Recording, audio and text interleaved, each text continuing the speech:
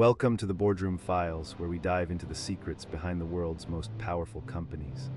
I'm your host, James Whitman, a former corporate strategy consultant who's worked with Fortune 500 boards to uncover the hidden strategies that make or break companies.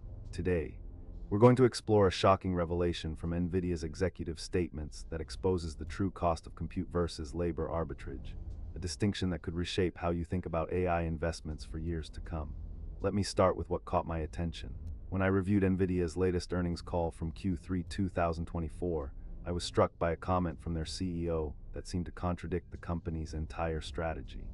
He mentioned that their AI compute investments were becoming increasingly expensive and that they were exploring ways to reduce costs. At first, I thought this was just a minor admission, a throwaway line meant to demonstrate fiscal responsibility. But as I dug deeper into the earnings transcript and reviewed internal strategy documents, I realized this was a major warning sign that investors were largely missing. In my experience advising Fortune 500 boards, companies that prioritize compute over labor arbitrage are often making a costly mistake, one that compounds over time. Last year, I helped a major client in the technology sector conduct a comprehensive study on the true cost of AI compute investments across their enterprise. We found that the average cost of a single high-performance AI compute instance was around $23,000 per month, with enterprise-grade instances in the financial services sector costing as much as $100,000 per month. These numbers include GPU costs, infrastructure maintenance, power consumption, and cooling systems. When you factor in the opportunity cost of capital and the cost of specialized labor needed to manage these systems, the total cost of ownership becomes staggering. Nvidia's case is particularly interesting because they've been one of the pioneers in AI compute infrastructure. They've spent billions of dollars on data centers, GPU manufacturing, and compute infrastructure. Their CEO has been a vocal advocate for the benefits of AI and has championed the narrative that compute is the future. However, behind the scenes, they're facing a very different reality. As one Nvidia executive told me in a private conversation, someone who works in their strategic planning division, we're hemorrhaging money on AI compute investments. We're spending more on compute infrastructure than we are on talent acquisition and development, and it's starting to show in our operational efficiency metrics. This revelation led me to investigate further. I examined Nvidia's capital expenditure reports from the past 3 years. In 2022, they spent approximately $1.2 billion on capital expenditures.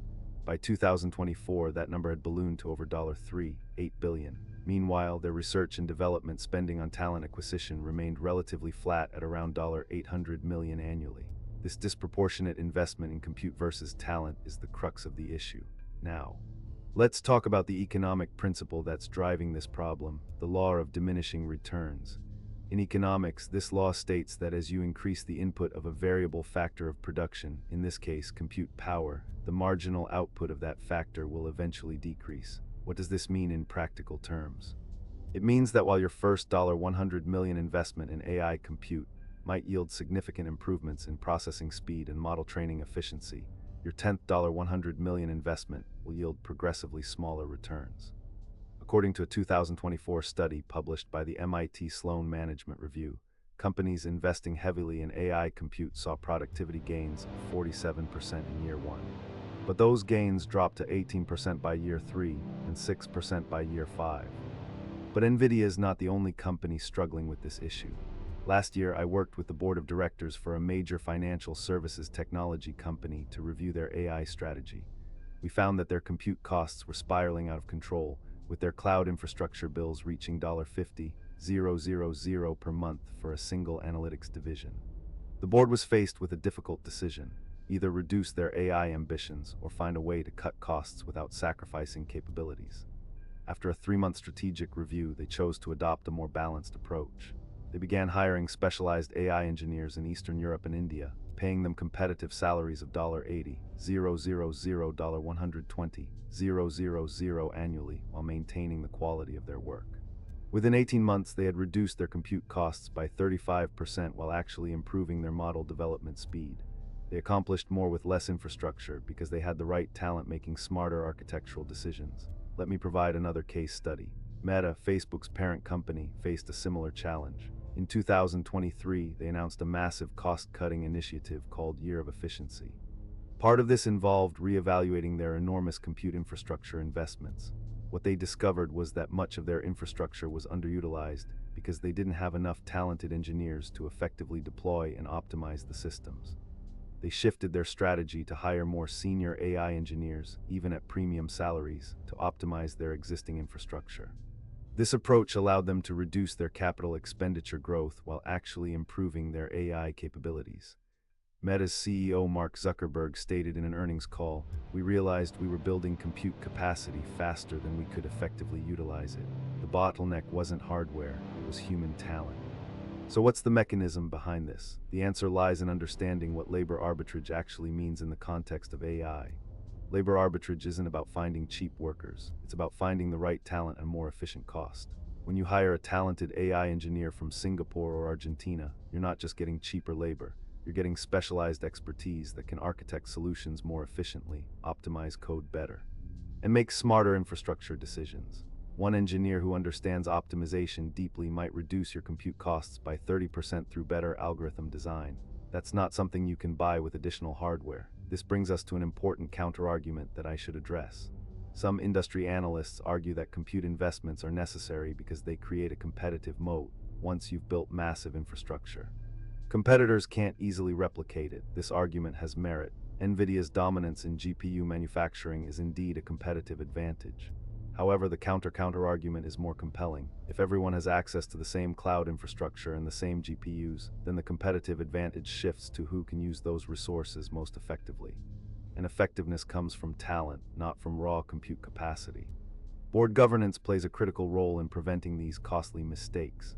Nvidia's board composition is interesting. With 60% of their board members classified as independent directors, they have a governance structure that theoretically allows them to question executive decisions.